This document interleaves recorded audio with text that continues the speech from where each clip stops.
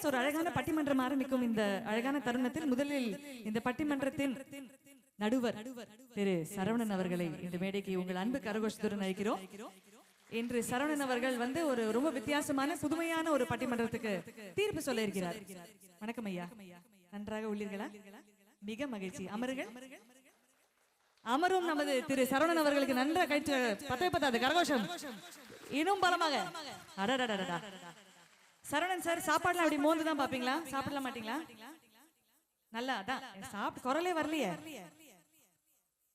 Sir. Mic on பண்ணாதீங்க sir. அவருக்கு பட்டிமன்றம் போட்டுறாதீங்க சார். அவருக்கு போட்டு போறீங்க. குரல் வரவில்லையா? வாயை துறைங்கள், உள்ளே பார்ப்போம். குரல் உள்ளதா? இருக்கிறது. குரல் தான் வரவில்லை. நான் தொட்டவுடன் வருகிறதே. ஏன் கத்திரீர்கள்?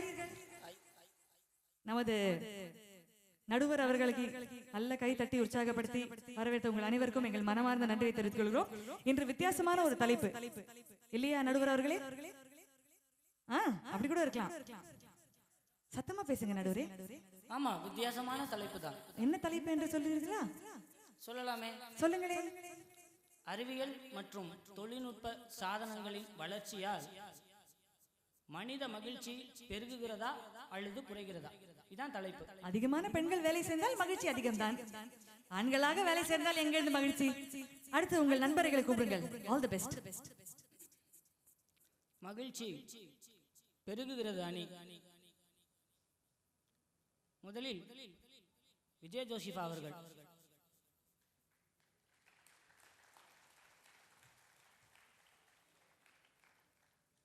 நித்யா செண்பகம் அவர்கள்.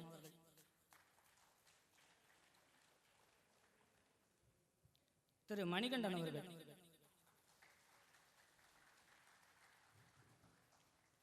மகிழ்ச்சி குறைகிறதுன்னு பேசுறதுக்காக திரு தண்ணீர்மலை அவர்கள்.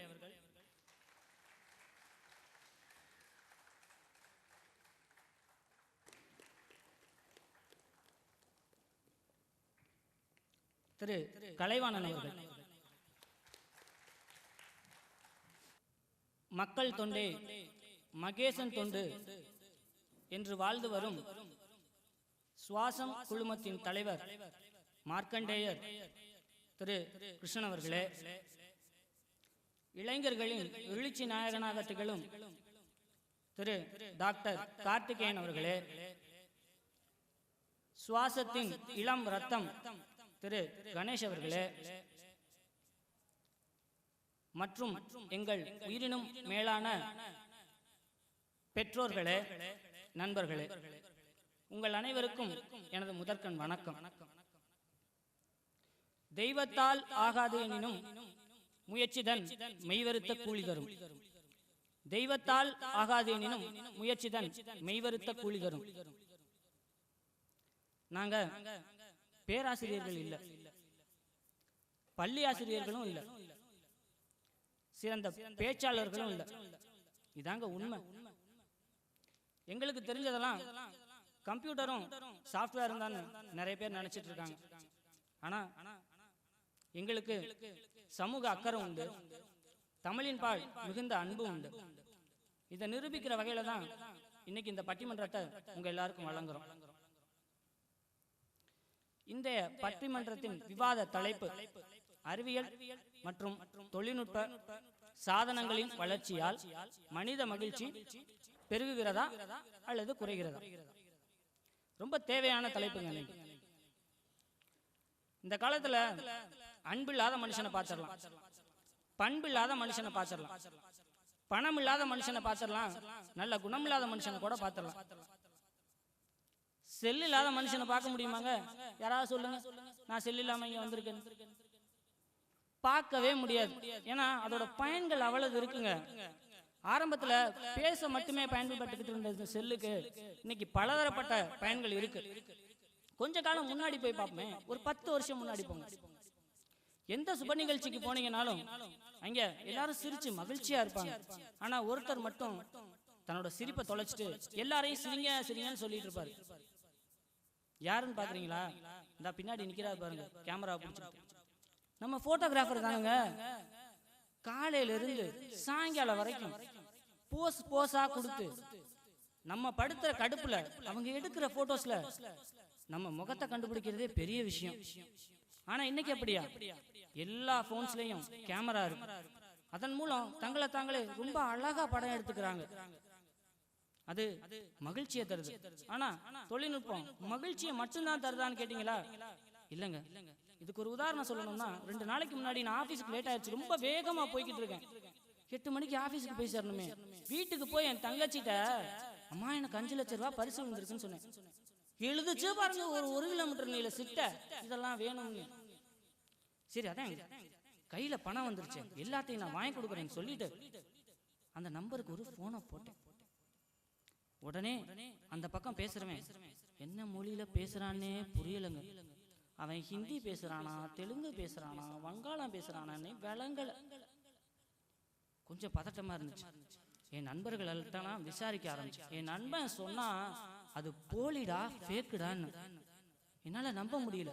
5 லட்சம் பணமாச்சே. சரி, என் நண்பன் என் மேல பொறாமப்படுறான் அப்படின்னு நினைச்சுக்கிட்டு என் நண்பன் இல்லாம அடுத்த நாள் தனியா விசாரிக்க போறேன். அப்பதான் சொல்றாங்க அது போலி. 5 லட்ச ரூபா வேணும்னா 1 லட்ச ரூபா கட்டுங்க அப்படின்னு சொல்லிட்டு மொத்தமா கம்பி நீட்டிடுவாங்க. தெரிஞ்சவங்க தப்பிச்சோம், தெரியாதவங்களுக்கு தலையில துண்டுதான். இந்த மாதிரி தொழில்நுட்பத்துக்கு 2 முகம் இருக்கு. அந்த 2 முகத்தை பத்தி பேசுறதுக்காக தான் இங்க 2 அணி இருக்கு. மகிழ்ச்சி பெருகுகிறதுன்னு ஒரு அணியும், மகிழ்ச்சி குறைகிறதுன்னு ஒரு அணியும். முதல்ல மகிழ்ச்சி பெருகுகிறது அப்படிங்கிற அணியில இருந்து நற்றமிழ் நங்கை செந்தமிழ் செல்வி விஜய் ஜோஷிபா அவர்களை பேச அழைக்கிறேன்.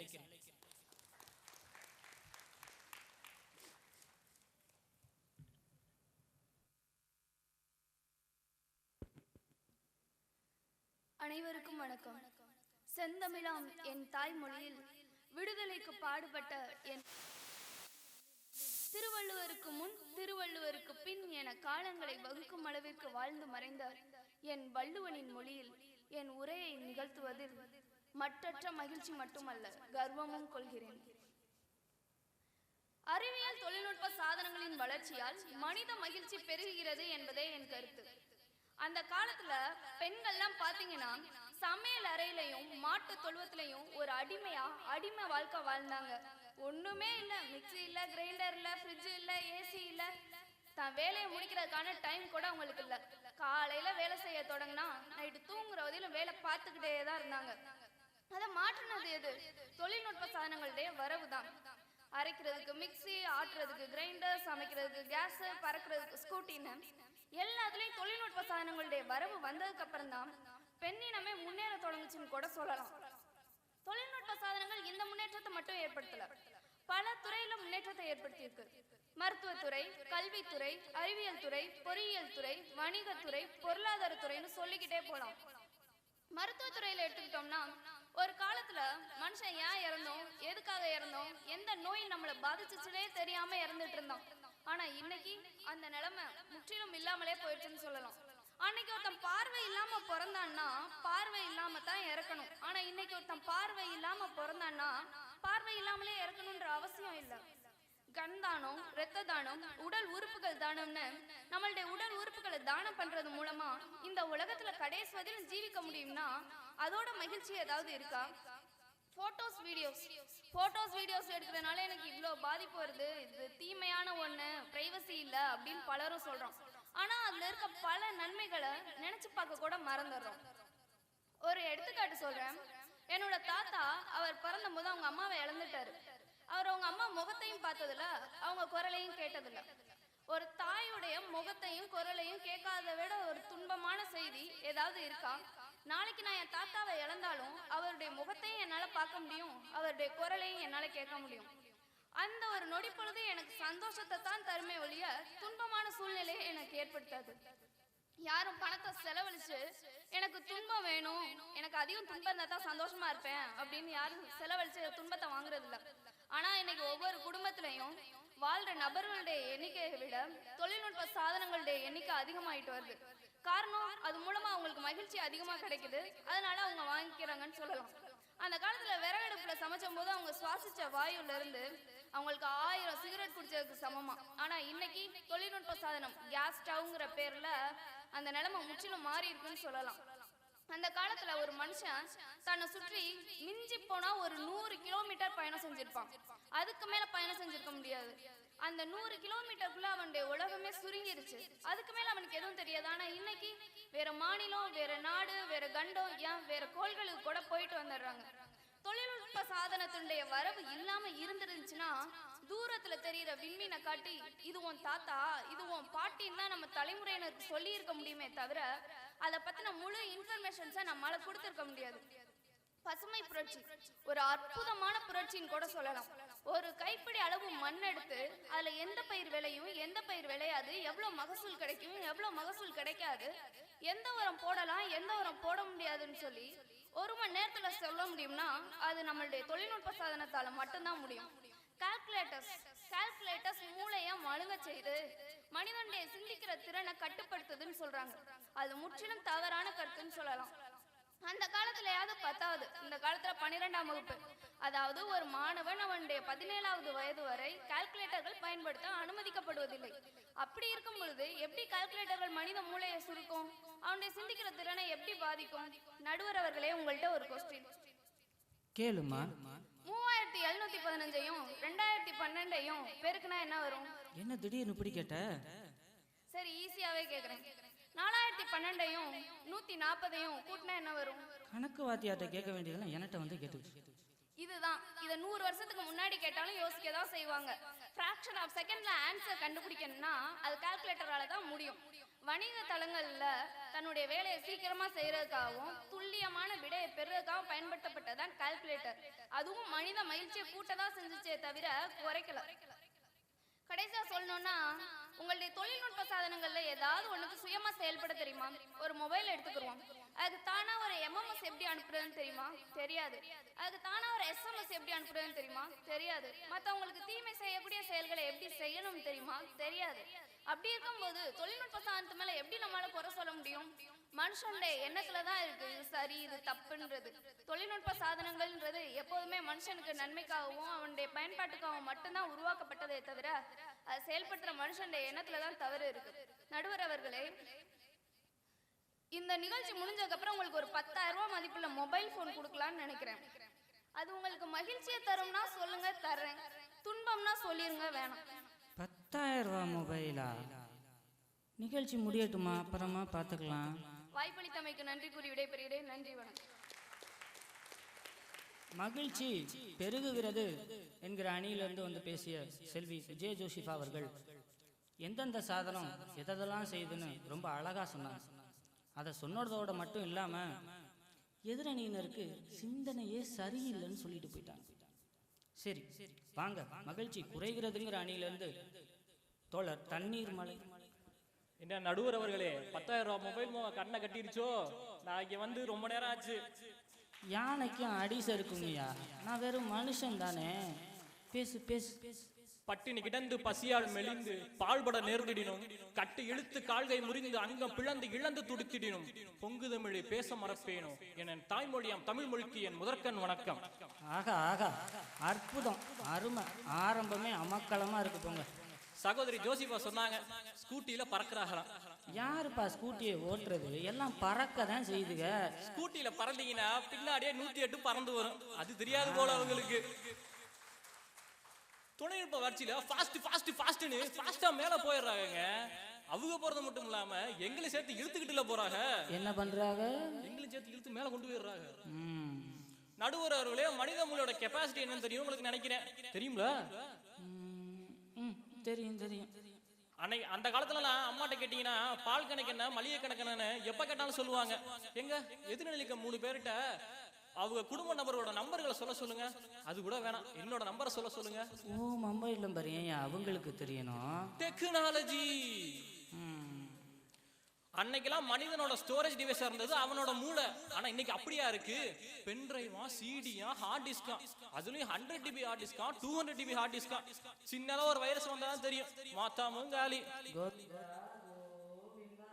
ஆனால் மனித மூளையில் பதிந்த ஒரு விஷயம் அவன் சாகும் வரை அவன் நினைவில் இருக்கும். எந்த ஒரு வைரஸும் அதனால ஒண்ணும் பண்ண முடியாதுங்க. இன்னொரு வேற சொன்னாங்க, நேரத்தை மிச்சப்படுத்துறாங்களாம். எதுலங்க நேரத்தை மிச்சப்படுத்துறீங்க? உறவுகளிடம் கூட நேரத்தை செலவிட முடியாத அளவுக்கு மிச்சப்படுத்தி அப்படி என்னங்க பண்ண போறீங்க? ரொம்ப அழகா சொன்னாருங்க வள்ளுவர். அன்பும் அரணும் உடைத்தாயின் இல்வாழ்க்கை பண்பும் பயனும் அது. இப்போ இல்லத்துல எங்க அன்பு அரணும் இருக்கு? வெறும் செங்கல் சிமெண்ட் தாங்க இருக்கு. அதுவும் எப்ப இடிஞ்சு விழுகும்னே தெரியல. 60 வயசு தாத்தா கடை இல்லாத வீட்டுல 65 டிவி கடை இருக்குங்க. இன்னைக்கு மகிழ்ச்சி அறிவியல் சாதனங்களை பயன்படுத்தினாலும் மகிழ்ச்சி வருதான். மகிழ்ச்சி வராது, கரண்ட் பில்லு தான் வரும். 2 மாசத்துக்கு ஒரு தடவை என் வீட்டுக்கு கரெக்டா வந்துருதுப்பா. நடுவரவுல எனக்கு ஒரு தம்பி இருக்கேன், ரொம்ப பாசமானவன். ஒரு நாள் வந்து அண்ணா எனக்கு ஆண்ட்ராய்டு போன் வாங்கி கொடுங்கன்னு சொல்லி கேட்டான். வாங்கி கொடுத்தியா? வாங்கி கொடுத்தேன், சந்தோஷமா தான் யூஸ் பண்ணிக்கிட்டு இருந்தேன்.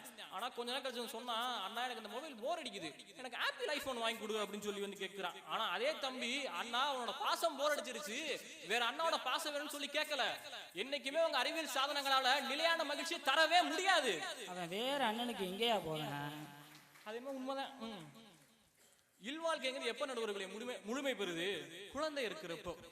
குழலினிது யாழினிது என்பர் தம் மக்கள் மழலை சொல் கேளாதவர்.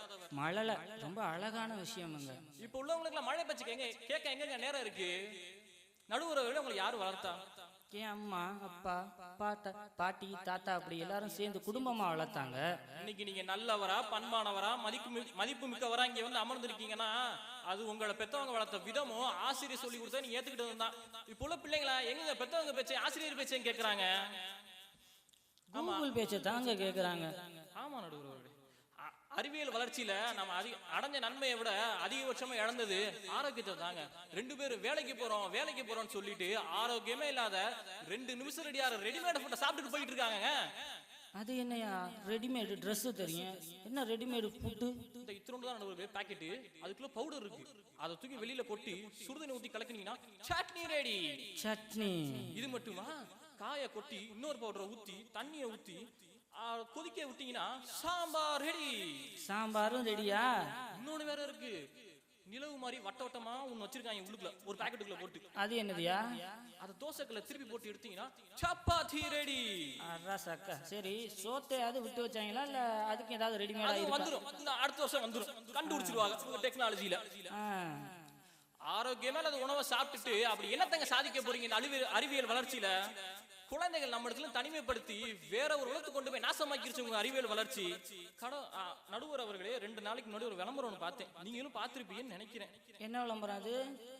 ஒரு பெண் தன் பிரசவ வழியில துடிச்சுக்கிட்டு இருப்பா, அப்படியே கடவுள் உலகத்தை காட்டுவாங்க. அதுல அந்த கடவுள் வந்துட்டு ஒவ்வொரு குழந்தையா அனுப்பிக்கிட்டு இருப்பாரு. அதுல ஒரு குழந்தை சொல்லும், நான் இந்த வீட்டுக்கு போக மாட்டேன், அந்த வீட்டுல நெட் இல்ல, ஒய்ஃபை இல்லைன்னு சொல்லுது. என்னது ஒய்ஃபா? ஒய்ஃப்ல நடுவர்களே, ஒய்ஃபை. ஒழுங்கா சொல்லியா, பதட்டமா இருக்குல்ல. டெக்னாலஜி, இதுக்கும் டெக்னாலஜி. அப்புறம் அந்த கடவுள் என்ன சொல்றாரு, இதுதான் பிரச்சனையா அப்படின்னு சொல்லி டிவைஸை கொடுத்து அனுப்பிடுறாரு. என்ன கொடுமை நடுவர்களே இதெல்லாம்.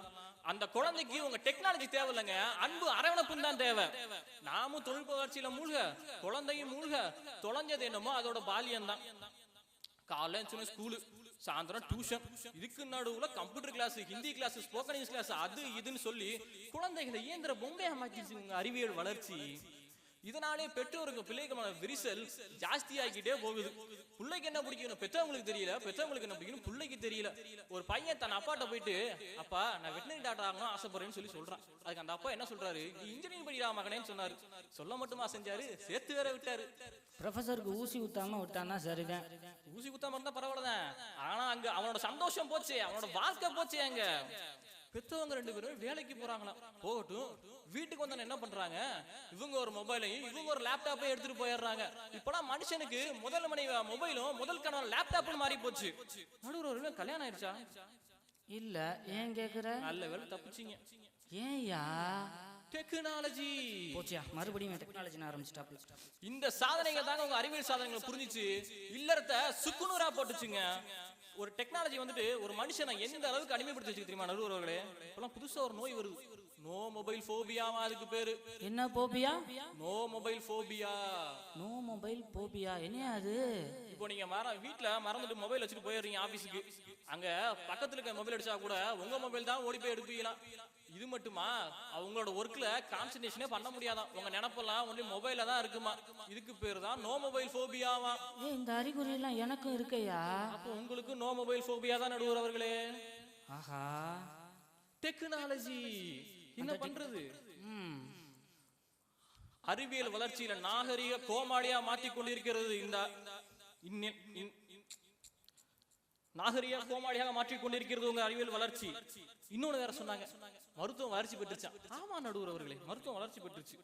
ஒரு ஊருக்கு ஒரு மருத்துவமனை இடத்துல ஒரு தெருவுக்கு ஒரு மருத்துவமனை வந்துருச்சு. இன்னைக்கு வருமுன் காப்போம் தாங்க பழமொழியே இருக்கு, வந்த பின் காப்போங்கிறது இல்ல.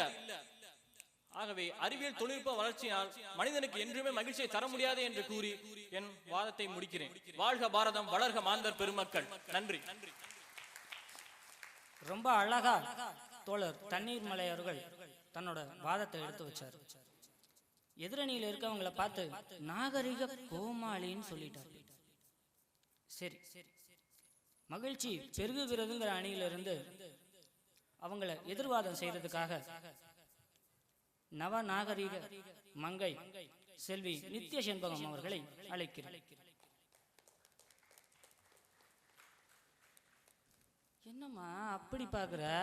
நடுவர் அவர்களே, உங்களுக்கு டைபாய்டு வந்தா என்ன பண்ணுவீங்க? என்னது டைபாய்டு? ஹாஸ்பிடலுக்கு போவேன். நடுவர் அவர்களே, உங்களுக்கு காலரா வந்தா என்ன பண்ணுவீங்க? ஹாஸ்பிடலுக்கு போவோமா? நடுவர் அவர்களே, உங்களுக்கு நிப்பாட்டு. எல்லாமே எனக்கு தான் வரணுமா? எல்லாம் எனக்கு தான் வரணுமா? நடுவர், இந்த பக்கம் 3 பேர் இருக்காங்க, இந்த பக்கம் 3 பேர் இருக்காங்க. நடுவர் அவர்களே, எதிரணி சகோதரர் அழகான பழமொழி சொல்லிட்டு போனாரு, வரும் முன் காப்போமா. இன்னைக்கு தெருக்கு தெரு ஆஸ்பத்திரி இருக்கான். நடுவர் அவர்களே, நாங்க வரும் முன்னும் காப்போம், வந்த பின்னும் காப்போம். டெக்னாலஜி இல்லைன்னா எப்படி பாதிக்கப்படுவோம் காட்டுறோம். சரிதான். நடுவர் அவர்களே, ஒரு காலத்துல வெளிநாட்டுல உள்ளவங்கள்ட்ட போன்ல பேசணும்னா குரலை மட்டும் தான் கேட்டோம். ஆனா இன்னைக்கு குரலையும் கேக்குறோம், முகத்தையும் பாக்குறோம். அமெரிக்கால உள்ள பொண்ணு அம்மா கிட்ட மீன் குழம்பு எப்படி வைக்கிறதுன்னு போன்ல வீடியோ கால்ல கேக்குது. இன்னைக்கு அமர்ந்த இடத்துல இருந்துகிட்டு அமெரிக்காவை பார்த்துட்டு இருக்கோம். நடுவர் அவர்களே, பொண்ணு எப்படி அமெரிக்கால சந்தோஷமா இருக்குதுன்னு போன்ல கேட்டோம், இன்னைக்கு நேர்ல பாக்குறோம். இப்படிப்பட்ட தொழில்நுட்ப வளர்ச்சி மக்களுக்கு மகிழ்ச்சியை தானே தருது. நடுவர் அவர்களே, சமூக வலைதளம் துளைந்து போன நட்பை திருப்பி கொடுத்து கொண்டிருக்கிறது. இந்த சமூக வலைதளம் பிரிந்து போன நூற்றுக்கணக்கான நட்பை இணைத்து கொண்டிருக்கிறது இந்த சமூக வலைதளம். நடுவர் அவர்களே, உங்களோட போட்டோவை 2 ஃப்ரெண்ட்ட கொண்டு போய் காமிக்கிறீங்க. ஒருத்தவன் நல்லா இருக்குன்னு சொல்லுவான், ஒருத்தவன் பொறாமையில நல்லா இல்லைன்னு சொல்லுவான். இதே போட்டோவை நீங்க சமூக வலைதளத்துல போடுங்க, 4 லைக் வரும், 4 கமெண்ட் வரும். 2 பொண்ணுங்க, you are looking cute, wow, you are looking sweet. நம்ம பசங்க சும்மா இருப்பானுங்களா? போடுறாங்க, எதுக்குடா இந்த வெட்டி பந்தா மவனே வந்தேன்னு வச்சுக்கோங்க அப்படின்னு போடுறான். போடையில இந்த கமெண்ட்டை நீங்க படிக்கல, உங்களுக்கு மகிழ்ச்சி பெருகுமா குறையுமா? உச்சி குளுந்துருங்க. ஆமா நடுவர் அவர்களே, இது சந்தோஷத்தை தானே தருது. நடுவர் அவர்களே, உங்களோட பிளட் குரூப் என்ன? AB negative. நடுவர் அவர்களே, உங்களுக்கு ஏபி நெகட்டிவ் பிளட் குரூப் அவசரமா தேவை. ஏமா நான் நல்லா இருந்தா உனக்கு பிடிக்காதோ? காலரா வருங்கிற, டைபாய்டு வருங்கிற, பிளட் தேவைப்படுதுங்கிற, பயமா இருக்குமா? இன்னைக்கு AB negative blood group rare group. சின்னதா ஒரு ஸ்டேட்டஸ், எனக்கு ஏபி நெகட்டிவ் குரூப் வேணும்னு போடுறேன், நூற்றுக்கணக்கான பேர் ரத்தம் கொடுக்கிறதுக்கு முன்னால வர்றாங்க. இது எனக்கு நிம்மதி மட்டுமா? மகிழ்ச்சியும் தருதுங்க. ஒரு காலத்துல மழை எப்ப வரும், வெயில் எப்ப அடிக்கும் அப்படின்னு வானத்தை பார்த்துக்கிட்டு இருந்தோம். இப்போ மழை எப்ப வரும், வெயில் எத்தனை டிகிரி செல்சியஸ், புயல் எப்போ கரையை கடக்குது துல்லியமா சொல்லுதுங்க எங்க டெக்னாலஜி. கொஞ்ச நாளைக்கு முன்னால தானே புயல்னு ஒண்ணு வந்துச்சு. எல்லா காலத்திலயும் தானாதான் புயல் வரும். நடுவர் அவர்களே, புயலுடைய பெயர் தானே. இப்படி சொல்லுமா, தெளிவா புரியுற மாதிரி சொல்லு. எல்லாம் தானே புயல் வராம வேற எப்படி வரும்? எந்த நேரத்துல, எந்த நிமிஷத்துல, எந்த நொடியில புயல் கரையை கடக்குதுன்னு துல்லியமா சொன்னுச்சுங்க எங்க டெக்னாலஜி. அதனால பலரோட உயிரை நாங்க காப்பாத்தி இருக்கோம். இது மகிழ்ச்சி தானே? நடுவர் அவர்களே, செல்ஃபி. இங்க உள்ளவங்க எத்தனை பேர் செல்ஃபி எடுக்கலைன்னு கேட்டு பாருங்க. ஏன் எதிரணியில உள்ள 3 பேர்கிட்ட கேட்டு பாருங்க செல்ஃபி எடுத்தது இல்லையான்னு. நடுவர் அவர்களே, என்னோட போட்டோவை நான் விதவிதமா எடுத்து பார்க்கிறேன், ரசிக்கிறேன், அதனால எனக்கு மகிழ்ச்சி கிடைக்குது. நானே என்ன செல்ஃபா போட்டோ எடுத்துக்கிறேன், அதான் செல்ஃபி. எங்க அம்மாட்ட கொடுத்து, அம்மா எனக்கு இப்படி ஒரு போட்டோ எடுங்க, அப்படி ஒரு போட்டோ எடுங்கன்னா எங்க அம்மா போடி பைத்தியக்காரன்ட்டு போயிடுவாங்க. நடுவர் அவர்களே, 2 மாசத்துக்கு முன்னால பார்க்குக்கு போயிருந்தேன். அப்ப என் மொபைல்ல செல்ஃபியே இல்ல. நடுவரே பார்க்கறதுக்கு அவர் உங்களை மாதிரியே இருந்தாரா, நம்பி மொபைல கொடுத்துட்டேன். வம்பளு காட்டி உங்களுக்கு தூக்கமே வராதான்னு கேட்டேன்.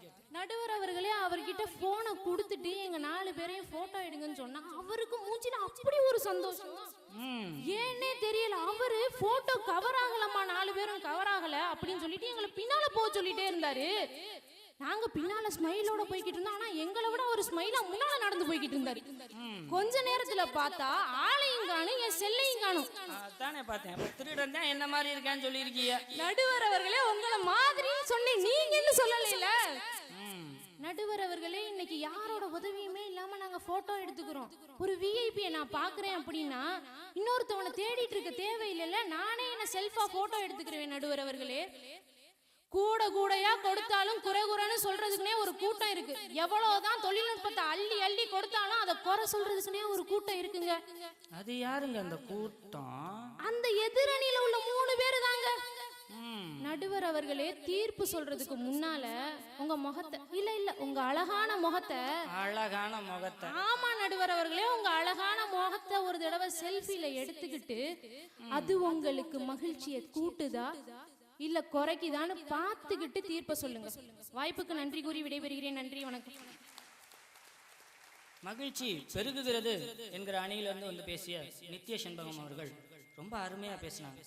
செல்ஃபி எடுக்கிறதுல எங்களுக்கு எவ்வளவு சந்தோஷம் தெரியுமா. இங்க யாரு செல்ஃபி எடுக்கல சொல்லுங்கன்னு கேட்டாங்க. இதுல கடைசியா நம்ம எல்லாரும் சேர்ந்து ஒரு செல்ஃபி வேற எடுத்துக்கலாம்னு சொல்லிட்டாங்க.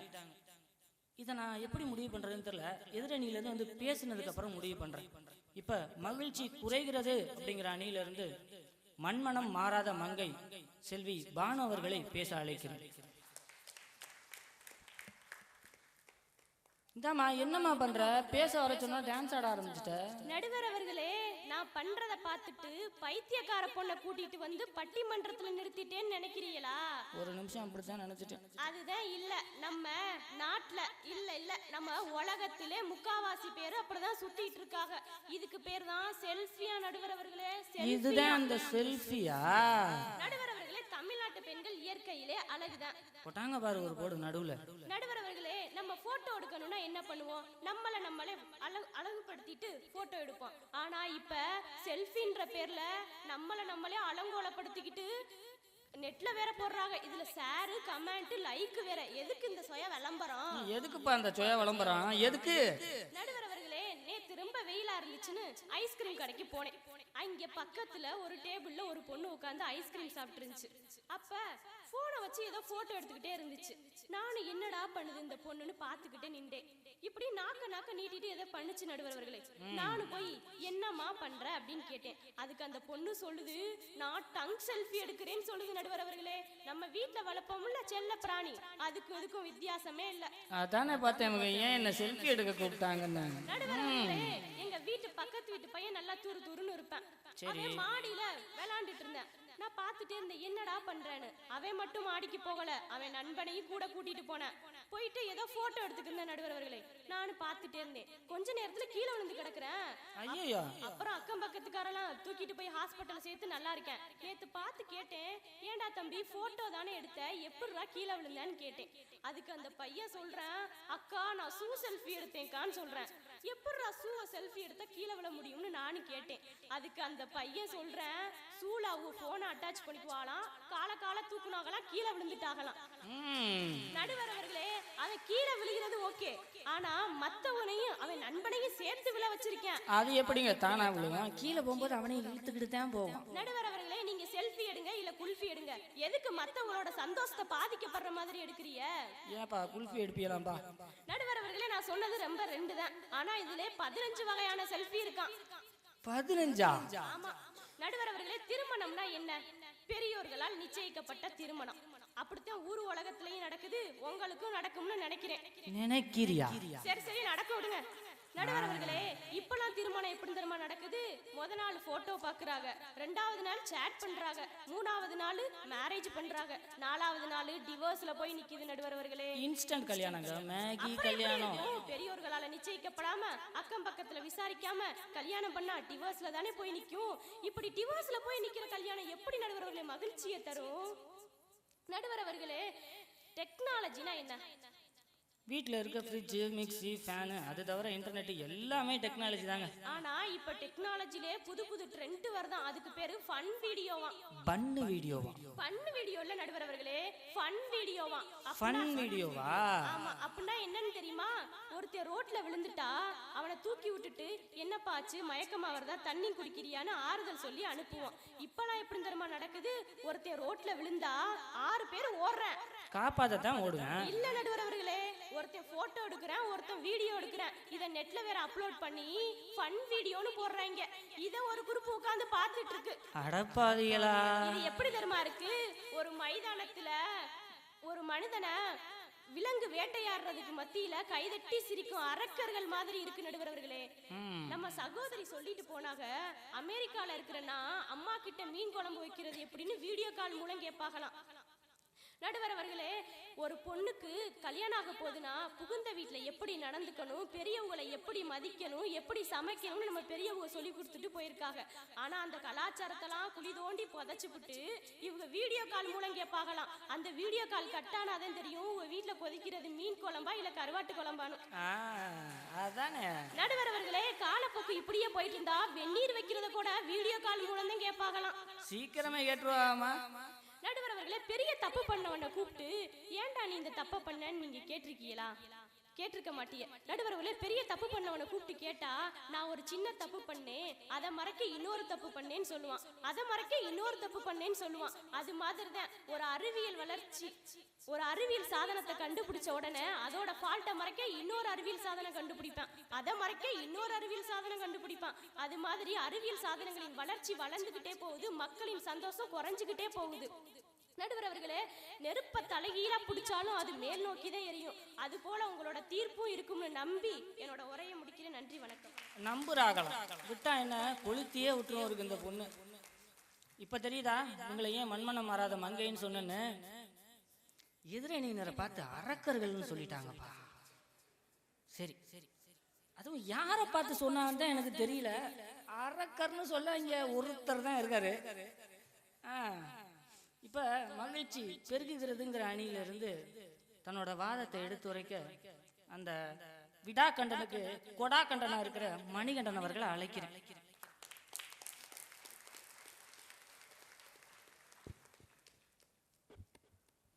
என்னை ஈன்றெடுத்த பெற்றோருக்கும் செம்மொழியாம் தாய்மொழிக்கும் என் முதல் வணக்கம். நடுவர் அவர்களுக்கும் என் நண்பர்களுக்கும் 2வது வணக்கம். அறிவியல் மற்றும் தொழில்நுட்ப சாதனங்களில் வளர்ச்சியால் மனித மகிழ்ச்சி பெருகுகிறதா குறைகிறதா? இதானே இன்னைக்கு தலைப்பு. இங்க கிட்டத்தட்ட 5 பேர் மேய்ச்சி பிடிச்சதுக்கு அப்புறம் தலைப்பு கேட்குது. நல்லா கேட்டுக்குங்க நடுவர் அவர்களே, நல்லா கேட்டுக்குங்க. அறிவியல் மற்றும் தொழில்நுட்ப சாதனங்களின் வளர்ச்சியால் எந்த ஒரு வளர்ச்சியும் நன்மையை மட்டுமே, மகிழ்ச்சியை மட்டுமே, இன்பத்தை மட்டுமே தரும், அதை சரியாக பயன்படுத்தினால். டெக்னாலஜி டெக்னாலஜிங்கிறாங்க இல்லையா, அப்படின்னா என்ன? நான் சொல்றேன் கேளுங்க. தி சயின்ஸ், தி ஃபிக்ஷன், தி கிரியேட்டிவிட்டி, தி இன்னோவேஷன், இது எல்லாம் சேர்ந்த ஒரே விஷயம் தான் டெக்னாலஜி. ஏதாவது புரியுத மாதிரி சொல்லியா? டெக்னாலஜி நடுவர்களே, டெக்னாலஜி. வரம்புரா காலம் மாறி போச்சு. A for apple, B for boy, C for கேட்னு சொன்ன காலம் மாறி இன்னைக்கு A for Android, B for business, C for கிரியேட்டிவிட்டின்னு காலம் மாறி போச்சு. நடுவர்களே, நான் கேட்கிறேன், சிட்டி பக்கத்து போயிருக்கீங்களா? போயிருக்கேன். சிட்டி லைஃப் வாழ்ந்து பார்த்திருக்கீங்களா? சிட்டி லைஃப், சிட்டி லைஃப் மாட மாளிகையை பார்த்து ஏங்கின காலம்லாம் முடிஞ்சு போச்சு. அதுக்கு இணையா கட்டியிருக்கான் பாருங்க ஒரு அப்பார்ட்மெண்ட். அங்க என்னங்க இல்ல, ஏசி, சொகுசு காரு. அங்க அவன் வாழ்க்கையை இன்பமா வாழ்றான், மகிழ்ச்சியா வாழ்றான், வாழ்க்கைய ரசிச்சு வாழ்றான், வாழ்க்கைய ருசிச்சு வாழ்றான். தம்பி நிறைய சாப்பிடுவாப்புல போல. இந்த இன்பத்தை இல்லைன்னு சொல்ல போறீங்களா இல்ல அந்த இன்பத்தை கொடுத்த டெக்னாலஜி தான் பொய்ன்னு சொல்ல போறீங்களா? ஒருத்தன் ஏங்க எட்டி பக்கத்து போறான், அங்க இருக்கிற தொழில்நுட்பமும் அந்த தொழில்நுட்ப வளர்ச்சியும் அவனை கைய பிடிச்சு கூட்டிட்டு போகுது. நடுவர்களே, கைய பிடிச்சு கூட்டிட்டு போகுது. இந்த உட்காந்துருக்காங்களே, இவங்களை பொறுத்த வரைக்கும் டெக்னாலஜினா என்னன்னா, தோழி அருமையா சொன்னாங்க, செல்ஃபி இப்படி, ஷூ செல்ஃபி இப்படி, குரூப் ஃபீ கூட்டமா உட்கார்ந்து எடுக்கிறது, இவ்வளவுதான் டெக்னாலஜியா? இல்ல, டெக்னாலஜியின் நன்மைகள் ஏராளம், அவை லட்சங்கள் கோடிகள், ஏன் அதுக்கும் மேல. கொஞ்சம் இருந்தா எனக்கும் கொடுப்பா. கண்டிப்பா. இவங்களுக்கெல்லாம் சப்வே சர்ஃபர்ஸ் கேம் விளையாட தெரியும், ஆனா சக்சஸிவா யோசிக்க தெரியாது. சும்மா மொபைல்ல கேண்டி கிரஷ் கேம் விளையாட தெரியும், ஆனா கிரியேட்டிவா யோசிக்க தெரியாது. இவங்களெல்லாம் நான் பார்த்து ஒரு கேள்வி கேட்கிறேன், நெட் பேங்கிங் ஒன்று வந்துச்சே தெரியுமா? இன்னைக்கு நினைச்ச நேரத்துல, நினைச்ச நிமிஷத்துல, நினைச்ச நொடியில கேஷ் டிரான்ஸ்ஃபர் பண்ணிட்டு போய்கிட்டே இருக்கலாம். அந்த காலத்துல இதெல்லாம் சாத்தியமா? இல்ல. ஆனா இன்னைக்கு இதெல்லாம் சாத்தியம். எப்படி? டெக்னாலஜி. இப்படி சாத்தியமே இல்லாத விஷயத்தை சாத்தியமாக்கிய டெக்னாலஜி மகிழ்ச்சியை தரலன்னு எப்படி சொல்ல போறீங்க? ரியல் டைம் டெக்னாலஜின்னு ஒண்ணு இருக்கே தெரியுமா? அப்படின்னா இந்த இருக்கேன் என் ஸ்மார்ட் போனு. அந்த காலத்துல எல்லாம் மெசேஜ் எப்படி அனுப்பிச்சோம்? புறா விடு தூது, இல்லைன்னா அஞ்சல் லெட்டரை போடுவோம். அந்த லெட்டர்ல பின்னாடி வேற எழுதி வைப்போம், நான் இன்ன தேதியில இன்ன கிழமையில லெட்டரை போஸ்ட் பண்ணிட்டேன் அப்படின்னு. ஏன்னா அந்த லெட்டர் எப்போ போய் சேரும்னே தெரியாது. ஆனா இன்னைக்கு எப்படியா, மொபைல் எடுக்கிறோம், டப்பு டப்புன்னு மெசேஜ் டைப் பண்றோம், 2 செகண்ட்ல மெசேஜ் போயிருது. இதுல என்ன வேடிக்கைன்னு பாத்தீங்கன்னா, நான் கீபேட்ல எல்லாம் டைப் பண்ண மாட்டேன், இன்னும் வசதியா வேணும்னா அதுக்கும் கண்டுபிடிச்சான் டச் போன். டச் போனா இதுல டச் பண்ணணுமோ அப்படின்னு, அதுக்கும் இன்னும் வசதியா கண்டுபிடிச்சோம் வாய்ஸ் மெசேஜ். இப்படி உங்களின் தேவைக்கேற்ப, உங்களின் வசதிக்கேற்ப கண்டுபிடிப்புகளை அள்ளி அள்ளி கொடுத்து கொண்டிருக்கும் டெக்னாலஜி மகிழ்ச்சியை தரலன்னு எப்படி சொல்ல போறீங்க? தம்பி தான் எல்லாத்தையும் கண்டுபிடிச்சாப்ல போல. தோழர் தண்ணீர்மலை ரொம்ப அருமையா பேசினார். டெக்னாலஜினால அன்பு இல்ல, பாசம் இல்ல, பாயாசம் இல்ல, பஞ்சு முட்டாய் இல்ல, எங்கயா இல்ல, எல்லாம் இங்கதான் இருக்கு. வேலையில்லா திண்டாட்டம். அந்த காலத்துல ஒரு இளைஞனும் வேலை இல்லாம நொந்து நொந்து துடிச்சு போனா, நடுவர்களே துடிச்சு போனா. ஆனா இன்னைக்கு எப்படியா, மெயில ஓபன் பண்ணா ஃப்ரீ ஜாப் அலாட், எந்த இணையதளத்தை ஓபன் பண்ணாலும் ஃப்ரீ ஜாப் அலாட். அதை விட்டுப்புட்டு நான் லைக்க போடுவேன், கமெண்ட்டை போடுவேன், ஷேர் பண்ணுவேன், எந்த ஸ்மைலியை எங்க போறதுன்னு யோசிப்பேன்னா என்ன நியாயம் நடுவர்களே, என்ன நியாயம்? கடைசியா ஒண்ணு சொல்றேன் கேட்டுக்குங்க, ஒரு நாள் நிச்சயம் விடியும், அது உன்னால் மட்டுமே முடியும். டெக்னாலஜி இருக்குங்கிற நம்பிக்கையில இளைஞர்களை பார்த்து சொல்லிட்டு போனாரு மறைந்த அறிவியல் மாமேதை டாக்டர் ஏபிஜே அப்துல் கலாம். ஆகவே டெக்னாலஜியை சரியாக பயன்படுத்துவோம், இந்தியாவை வளப்படுத்துவோம். வாழ்க தமிழ், வளர்க பாரதம். ஜெய்ஹிந்த்.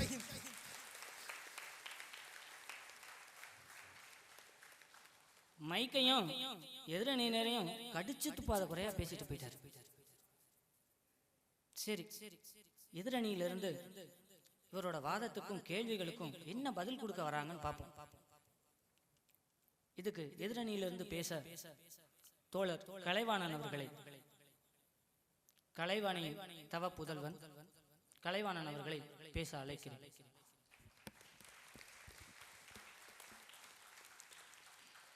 ஆரியம் என்ற பெரும்பெயர் கொண்டவன், அன்னையின் மீது திகழ் அன்பனும் என் கொடி வாடிய காலை அதற்கு உயிர் தந்திடுவான். மாறி எனும்படி வந்து சிறந்தது வந்தே மாதரமே என்ற என் தமிழ் தாய்க்கு முதற்கண் வணக்கத்தை தெரிவித்துக் கொள்கிறேன். நெற்றிக்கண் திறப்பினும் குற்றம் குற்றமே என்று வாதாடிய நக்கீர பரம்பரையில் வந்து அமர்ந்திருக்கும் பொய்யா புலவர் நடுவர் அவர்களே. என்னது? நக்கீர பரம்பரையில் வந்து அமர்ந்திருக்கும் பொய்யா புலவர் நடுவர் அவர்களே. சொல்லித்தாயா, எனக்கே தெரியுது. பொய் மூட்டைகளை வண்டி வண்டியாக ஏற்றிக்கொண்டு தன் பக்கத்தில் வைத்திருக்கும் எதிரணி சகோதர சகோதரிகளே, எனக்கு தெரியாம பார்க்கிங் லாட்ல விட்டு வந்துட்டீங்களோ? உங்கள் அனைவருக்கும் என் வணக்கத்தினை தெரிவித்துக் கொள்கிறேன். நடுவர் அவர்களே, அருமையான தலைப்பு.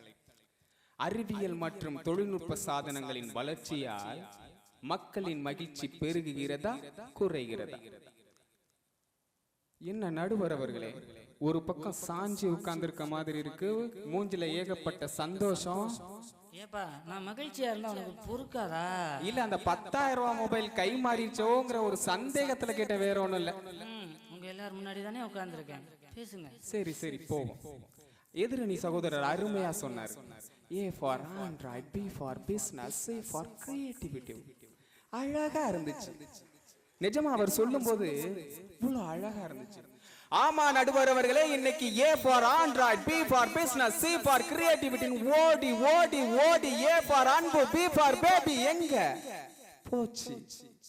பணம் பணம் பணம் பணம்னு பின்னாடி ஓடி ஓடி ஓடி பாசத்தை மறந்துட்டீங்க நடுவர் அவர்களே. இன்னைக்கு பாசத்தை மறந்துட்டீங்க நடுவர் அவர்களே. அன்னைக்கெல்லாம் தன்னோட குழந்தை தவழ்ந்து எதையாவது புடிச்சு நடந்து அப்பான்னு சொல்லி கேட்கிற சந்தோஷம் இருக்கே, அது இன்னைக்கு கிடைக்குதா?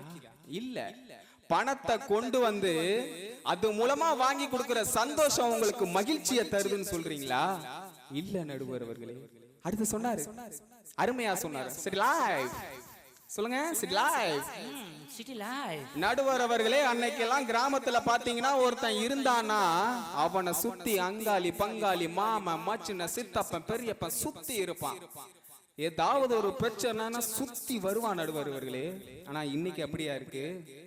ஏதோ ஒரு அபார்ட்மெண்ட்ல யாருன்னே தெரியாத முகமூடிகளை போட்டுக்கிட்டு பக்கத்துல யார் இருக்கா எதிர்த்தாப்புல யார் இருக்கான்னு கூட தெரியாம பக்கத்துல ஒரு திருடன் வந்தா திருடனா கூட அவனை பிடிக்க ஓடாம நம்ம பீரோல எல்லா நகையும் சரியா இருக்கான்னு போய் பீரோல கட்டி பிடிச்சிட்டு படுத்து கிடக்குறமே, இதுதான் உங்களோட தொழில்நுட்ப வளர்ச்சியா? நான் எங்கேயா கட்டி பிடிச்சேன்? உங்களை சொல்லல நடுவர் அவர்களே, டெக்னாலஜி. நீனுமா? நடுவர் அவர்களே, என்னோட தமிழ் கலாச்சாரம் எங்கேயா போச்சு? விருந்தோம்பல் கேள்விப்பட்டிருக்கீங்களா? வீட்டுக்கு விருந்தினர் அழைச்சு தலைவாழை இலை போட்டு அரிசுவ உணவு வச்சு சந்தோஷமா வழி அனுப்பணும், அதான் விருந்தோம்பல். இதுல என்ன பிரச்சனை உனக்கு? ஆனா இன்னைக்கு அப்படியா இருக்கு? நடுவர் அவர்களே, 2 நாளைக்கு முன்னாடி என்னோட நண்பர் வீட்டுக்கு போயிருந்தேன். காலிங் பெல்ல அமுக்குனேன், டொயிங்னு கதவு திறந்துச்சு. நான் கூட என்னடா அது யாருமே வந்து திறக்கல, கதவு தானா திறக்குதுன்னு நினைச்சேன். அவங்க அம்மா ரிமோட்ல கதவை திறந்திருக்காங்க. எந்திரிச்சு வந்தா சீரியல் பாதியில கட்டாயிரும் பாருங்க. நீ வேற நைட்டு 8 மணிக்கு வீட்டுல நான் சாப்பாடு கேட்டேன்னு வச்சுக்கேன், சர்றன்னு எதுக்கு ஒரு கரண்டி அவங்க அப்பா என்ன பண்றாரு, லேப்டாப் நோண்டிட்டு அவர் பாட்டும் ஒரு பக்கம். சரி, அவங்க தங்கச்சியை பார்த்தா அவங்க தங்கச்சி என்னமோ காதுல ஒண்ண மாட்டிக்கிட்டு செவிட்டி மிஷின் மாடி இதுல மொபைல டப்பட தட்டிக்கிட்டு இருக்கு. நடுவர் அவர்களே, வீட்டுக்கு வரும் விருந்தினர்களை கூட உபசரிக்க முடியாமல் உங்களுடைய தொழில்நுட்பம் அடிமைப்படுத்தி வைத்திருக்கிறது நடுவர் அவர்களே.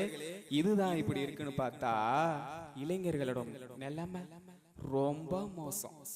ஏதாவது ஒரு சமூக வலைதளத்தில் தன்னை ஆட்படுத்தி கொண்டு 10க்கு 10 சுவரில் தன்னை தனிமைப்படுத்திக் கொண்டு ஏதாவது ஒரு ஸ்டேட்டஸ் ஏதாவது ஒரு கமெண்ட்ஸ் போட்டுக்கிட்டு தன்னை தனிமைப்படுத்தி நொந்து நொந்து செத்து போறான் நடுவர் அவர்களே. இன்னைக்கு இளைஞர்களோட இப்படிதான் இருக்கு. இது பரவாயில்ல நடுவர் அவர்களே, டிவில WWE அப்படின்னு ஒண்ணு போடுறாங்க, பாத்திருக்கீங்களா? WWE.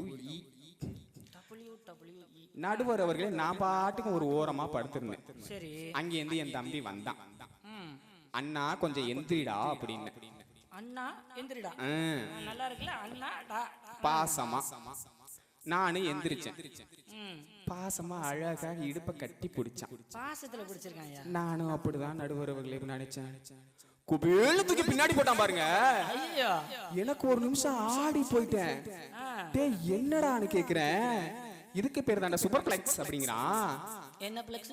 Super flex. என்னடான்னு கேட்டா, நான் மொய் விருந்துக்கு பிளெக்ஸ் அடிச்சு பார்த்திருக்கேன், காதணிகளாவுக்கு பிளெக்ஸ் அடிச்சு பார்த்திருக்கேன், இது என்னடா சூப்பர் பிளெக்ஸ்ன்னு கேட்டா அந்த டிவியை காட்டி இதுக்கு பேர் தாண்டாங்கிறான். இது மாதிரிதான் நடுவர் அவர்களே இன்னைக்கு இளைஞர்களோட நிலைமை போய்கிட்டு இருக்கு. இது பரவாயில்ல. அன்னைக்கெல்லாம் முன்னாடிலாம் தண்ணி எப்படி குடிச்சோம், மண்பானைய வச்சு அதுக்கு கீழே மணலை வச்சு தண்ணி குடிச்சா அதோட அருமை. ஃப்ரிட்ஜ் தோத்து போயிடும் நடுவர் அவர்களே, ஃப்ரிட்ஜ் தோத்து போயிடும், அவ்வளோ அழகா இருக்கும். ஆனா இன்னைக்கு அப்படியா பண்றோம்? ஏதோ ஒரு பிளாஸ்டிக் குடுவையில அடைச்சு அதை முடக்குன்னு குடிச்சுக்கிட்டு இருக்கோம். அதோட விளைவுகள் என்னன்னு யாருக்காவது தெரியுமா? நடுவர் அவர்களே, அதை மறுசுழற்சி பண்ண முடியாது. பூமியில புதைச்சா நிலத்தடி நீர் பாதிக்கப்படுது, எரிச்சா ஓசோன்ல ஓட்ட விழுது. குப்பையா கொண்ட போட போறீங்களா? ஏற்கனவே விஷமா இருக்கிற என்னோட பூமி தாயை மேலும் அசிங்கமாக்க போறீங்களா? நடுவர் அவர்களே, இங்க உள்ள பெற்றோர்களை பார்த்து கேக்குறேன், என் மகனுக்கோ என் மகளுக்கோ செல்லு வேணும்னு கேட்டு வாங்கி கொடுத்து இங்க உள்ள எத்தனை பெற்றோர்கள் ஏண்டா அதை வாங்கி கொடுத்தோன்னு நினைக்காத பெற்றோர்கள் இங்க யாராவது இருக்காங்களா? இல்ல, உள்ளுக்குள்ள வச்சு புதைச்சிக்கிட்டு இருக்காங்க நடுவர் அவர்களே. எல்லாரும் அமைதியா இருக்கத பார்த்தா நடுவர் அவர்களே, எதிரணி சகோதரர் அருமையா சொன்னாரு.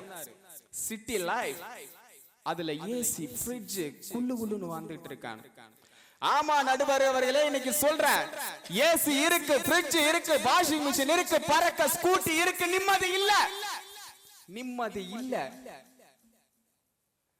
விவசாயம் இல்ல, தண்ணி இல்ல, நடக்க பாதை இல்ல, ஓட மைதானம் இல்ல. எல்லாத்தையும் இழந்துட்டு நிக்கிறோம். இன்னைக்கு எல்லாத்தையும் இழந்துட்டு நிக்கிறோம். ஏதாவது எங்களுக்கு பசிச்சா உங்க லேப்டாப் சோறு தருமா? எங்களுக்கு தண்ணி தவிச்சா உங்க மொபைலால தண்ணி கொடுக்க முடியுமா? எங்கேயோ இருக்கிற செவ்வாய் கிரகத்துக்கு தண்ணி இருக்கா, காற்று இருக்கான்னு விண்கல் அனுப்புறீங்களே. இந்தியாவிலேயே ஏதோ ஒரு மூலையில விவசாயி தன்னோட நிலத்துல விவசாயம் பண்ண முடியாம இன்னைக்கும் எலியையும் எங்கேயாவது கிழங்கு கிடைக்குமா, எங்கேயாவது நண்டு கிடைக்குமான்னு நூண்டி தின்னுகிட்டு இருக்க விவசாயியும் இந்த இந்தியாவில தான் நடுவர்களே இருக்காங்க. அவங்க உங்க கண்ணுக்கு தெரியலையா? உங்களோட தொழில்நுட்ப வளர்ச்சி அவங்கள கட்டி போட்டுருச்சா? நடுவர் அவர்களே, உங்களுக்கு ஆரம்பத்துல ஒரு பட்டம் கொடுத்த ஞாபகம் இருக்கா? என்ன பட்டாது? பொய்யா புலவர். அந்த பட்டத்திற்கு ஏற்றார் போலும் எந்த அறிவியல் சாதனங்களை கண்டு மயங்காமலும் நல்லதொரு தீர்ப்பை வழங்குமாறு உங்களை தாழ்மையோடு கேட்டுக்கொண்டு வாய்ப்புக்கு நன்றி கூறி விடைபெறுகிறேன். நன்றி, வணக்கம். தோழர் கலைவாணன் அவர்கள் ரொம்ப அழகா பேசினார். அவரும் அவரோட அணியினரும் தாங்கள் எதெல்லாம் இழந்தோன்னு சொன்னாங்க. குழந்தை வளர்ப்பு. இன்னைக்கு குழந்தை வளர்ப்பு எப்படி இருக்கு தெரியுமா? 2 நாளைக்கு முன்னாடி கோவிலுக்கு போயிருந்தேன். அங்கே ஒரு குழந்தை ரொம்ப அழகா சாமி கும்பிட்டு இருந்துச்சு. ஒரு பையன், குட்டி பையன் சாமி கும்பிட்டு. சுத்தி தேடுறேன், அவங்க அம்மாவை காணும், அப்பாவையும் காணும். யாருமே அந்த பையன் கிட்ட இல்ல. ரொம்ப அழகா சாமி கும்பிட்டு இருந்தான். கொஞ்ச நேரம் கழிச்சு சாமி கும்பிட்டு வந்தோன்னே, தம்பி ரொம்ப அழகா சாமி கும்பிட்டியே, அப்படி என்னடா கடவுள்கிட்ட வேண்டுன்னு கேட்டேன். அதுக்கு அந்த பையன் சொல்றான், அடுத்த ஜென்மம்னு ஒண்ணு இருந்தா, என்ன சொல்றான், அடுத்த ஜென்மம்னு ஒண்ணு இருந்தா டிவியா பிறக்கணுமா, டிவியா பிறக்கணும்னு வேண்டாம். ஏன்டா உனக்கு இந்த வேண்டாத வேலை, வித்தியாசமான ஆசைன்னு கேக்குறேன். அப்பதான் என் அப்பா வேலை விட்டு வந்தோன்னே என் முகம் பாப்பாரு, என் அம்மாவும் என் பாட்டியும் என்னை விட்டு நகராம இருப்பாங்க. அப்பதான் என் அக்கா என்னை பார்த்து சிரிப்பாங்கன்னு சொல்றான். அந்த அளவுக்கு குழந்தை தனிமைப்பட்டு இருக்குங்க. நிறைய அறிவியல் சாதனங்கள் அதுக்கு காரணமாகவும் இருக்கு. இன்னொரு விஷயத்தை யோசிச்சு பாருங்க. பிறந்து சில மாதங்களே ஆன குழந்தை ஒரு நாளைக்கு 300ல இருந்து 350 வார்த்தைகளை தான் தாய்மொழியில கத்துக்குதான். எங்க இருந்து? சுத்தி இருக்காங்களே பாட்டி, தாத்தா, அம்மா, அப்பா, இப்படி இவங்க எல்லார்ட்ட இருந்து கத்துக்குதான். இன்னைக்கு எங்க கூட்டு குடும்பம் இருக்கு? அந்த பாட்டி கிட்டையும் தாத்தா கிட்டையும் இருந்தும் வார்த்தைகளையா கத்துக்கிட்டாங்க? வார்த்தைகள் மட்டும் இல்லைங்க, தமிழ்நாட்டோட பாரம்பரியம், பண்பாடு, இது எல்லாமே அவங்க மூலமா கதைகளா குழந்தைங்களுக்கு போச்சு. பாட்டிக்கு எங்க இடம் இல்ல, பண்பாட்டுக்கு எங்க வீட்டுல இடம் இருக்கு? அந்த நிலைமை ஆயிடுச்சு. கொஞ்ச காலத்துக்கு முன்னாடி, ரொம்ப காலம் போக வேண்டாம், நான் சின்ன பிள்ளையா இருக்கும் போதே கபடி, நொண்டி, கிட்டி, இந்த மாதிரி தமிழர் விளையாட்டுகள் நிறைய இருந்துச்சு. அந்த விளையாட்டுகள் எல்லாம் மனசும் உடம்பும் பலப்பட்டுச்சு. ஆனா இப்ப குழந்தை கையில கிடைக்கிற முதல் பொம்மை எது தெரியுமா?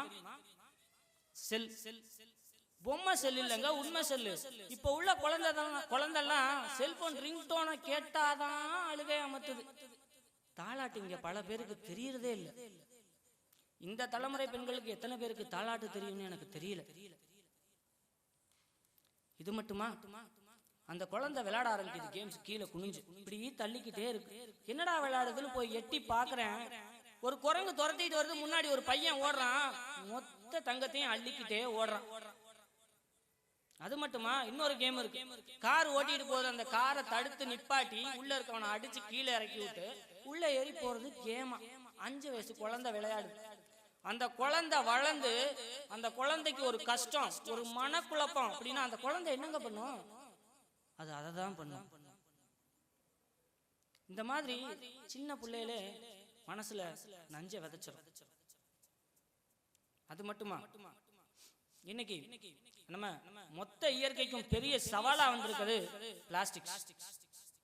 அந்த பிளாஸ்டிக்கை தூக்கி போட முடியல, எரிக்க முடியல.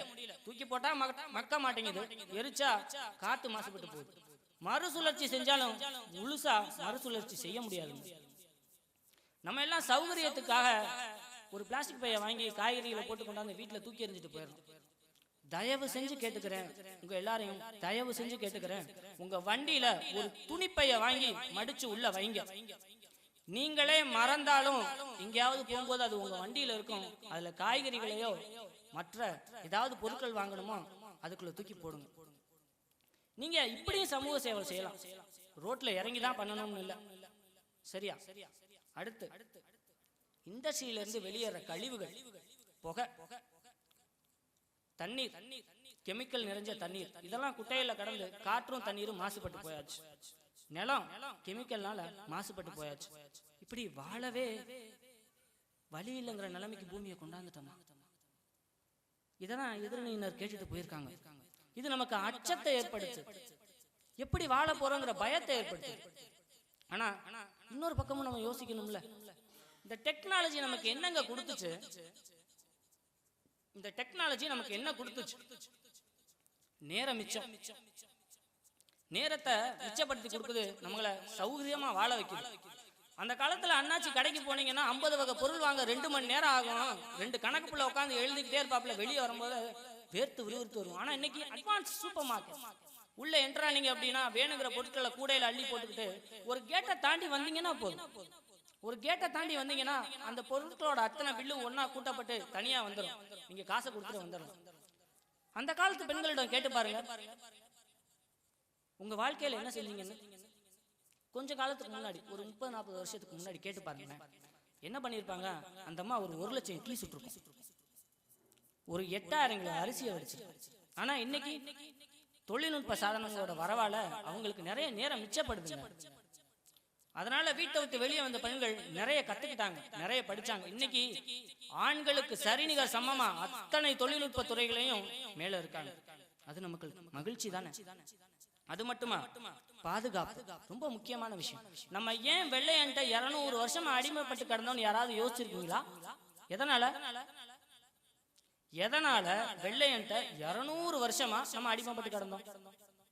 வீரமான அரசர்கள் இருக்காங்க, வீரமான அரசர்கள் இருந்தாங்க, வீரமான தமிழர்கள் இருந்தாங்க. வாளோடும் வேலோடும் எதுக்க வந்தா வெட்டி சாய்க்கிற அளவுக்கு எத்தனை பேர் வந்தாலும் சமாளிப்போங்கிற அளவுக்கு இருந்தாங்க. ஆனா எதுக்கு இருக்க வந்த துப்பாக்கில இருந்துச்சு, குண்டுல இருந்துச்சு. அந்த டெக்னாலஜி இருந்திருந்தா இந்திய 2 எல்லாரையும் ஓட ஓட விரட்டி இருக்கும். அந்த டெக்னாலஜி அப்ப நமக்கு இல்ல. ஆனா இப்ப எல்லையில நிக்கிறானே நம்ம இந்திய சிப்பாய், அவன் எல்லா டெக்னாலஜியோட நிக்கல. அவனை பார்த்து நமக்கு கர்வம் அல்ல, வந்து என் ராணுவ வீரனை தொட்டு பாருன்னு சொல்றமே, அந்த கர்வத்தை கொடுத்தது டெக்னாலஜி. அது மட்டுமா, இன்றைய காலத்துல பெண்கள் வெளியே போக நிறைய வகையில பாதுகாப்பின்மையா இருக்கு. அதுக்கும் கொண்டு வந்தான் டெக்னாலஜி. செருப்புல ஏதாவது பாதுகாப்பு குறைபாடா இருக்கும்போது ஹீல்ஸை 2 தட்டு தட்டிட்டு எதுக்கு இருக்கவங்க மேல தொட்டோம் அப்படின்னா ஷாக் அடிச்சு சுருண்டு விழுந்துருவாங்க. அந்த பெண்ணுக்கு உறவுக்காரங்க 6 பேருக்கு SMS போயிடும். மேல இருந்து ஒருத்தன் பார்த்துக்கிட்டு இருக்கான், மேல இருந்து ஒருத்தன் பார்த்துக்கிட்டு இருக்கான்னு சொல்றமே, அது கடவுள் மட்டும் இல்ல, நாங்க அனுப்பிச்ச சேட்டலைட் தான். வழி தெரியல அப்படின்னா எங்கே போகணுமோ அந்த இடத்த சொல்லி செட் பண்ணீங்கன்னா டர்ன் ரைட் டர்ன் லெஃப்ட்னு உங்களை கொண்டு போய் விடுது. அதுவும் டெக்னாலஜி தான். தயவு செய்து இந்திய இளைஞர்களை குறை சொல்லாதீங்க.